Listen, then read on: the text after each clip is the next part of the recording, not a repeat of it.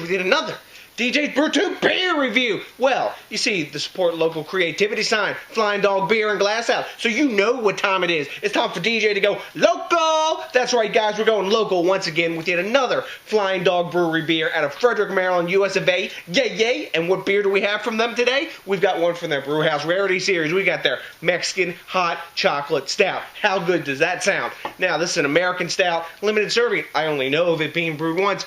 At time of recording, this is exceedingly fresh, maybe about a week or so old.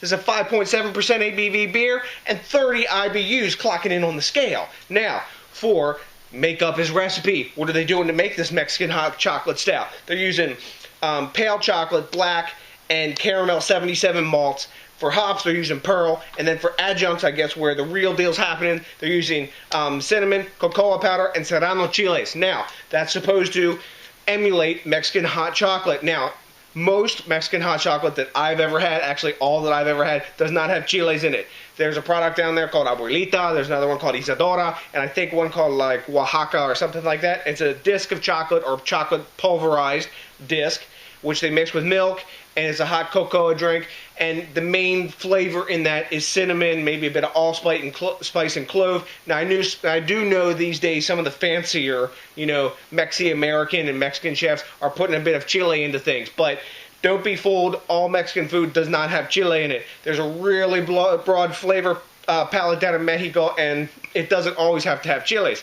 And as you know, if you watch enough DJs BrewTube, I'm married to a lovely Mexican gal, so I've drank gallons of Mexican hot chocolate over the years. So let's get the top popped on this bad boy, get in the glass, get my stout drink on, and tell you if this actually tastes like Mexican hot chocolate. Let's dig it. Boom. Nice hiss off the top. Another collectible crown. I have about 50 million of them. Wow, I can smell the chocolate at least blasting off the top of this. Let's get this into our lovely Flying Dog Pokal here. It's one of my favorite glasses in my collection, actually. Really nice glass. So, let's get the appearance of it.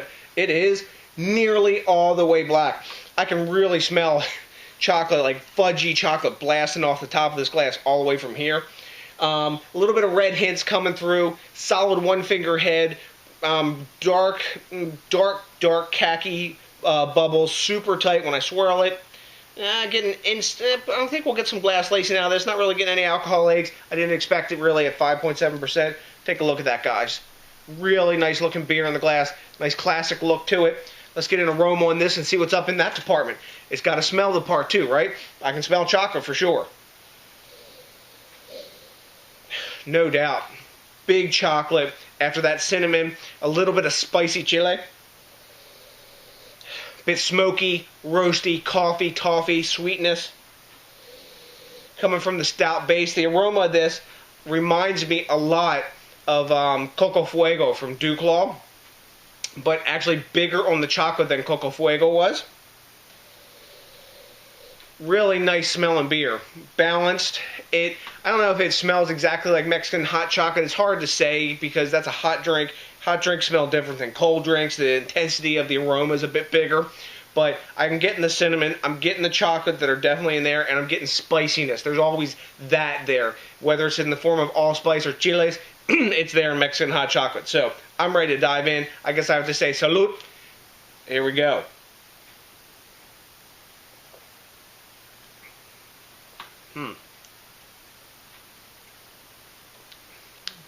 Thin-bodied is the first thing that impresses me about this stout. It's 5.7%. Didn't expect it to be real big. It's actually kind of porter-bodied. It's not super thin. I'm drinking this probably about like 52 degrees right now. It's not cold or anything like that. First taste I get up in front is that fudgy chocolate. And then after that, I'm getting big roast malt notes, followed by a touch of cinnamon. But the chocolate is big in this beer. It's no joke. Touch of cinnamon. I'm not really getting much heat. Maybe a little bit of chili in the back end, but it's done well. They had a deft hand with the serano chili. Serranos can be hot sometimes. They're those little guys about that big you may see in a plate of fajitas or something like that sometimes, or if you have camarones al diablo. If you see that, well, yeah. Anyways, it's all back end heat. I actually get a little bit of like chili warmth going down when I drink it. It's got a nice balanced taste. It's not a big stout. It doesn't advertise to be so.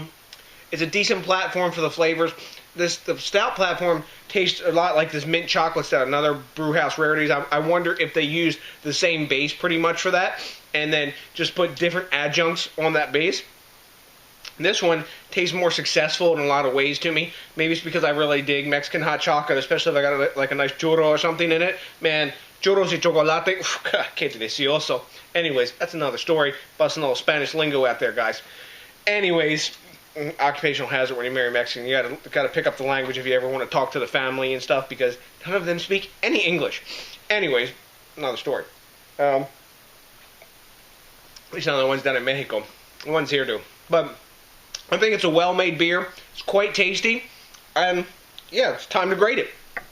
Not much else to say. It's got nice stout flavors, chocolate, coffee, you know, that you expect from it. Then it's got that added kick of the adjuncts and the cinnamon, the serrano chiles, and you can tell they beefed up the chocolate notes with the cocoa powder. So, rate beer currently, at time of recording, because this is so fresh, has no grade. Beer Advocate's giving it 83, which I believe is kind of like a virgin on a B minus on my scale.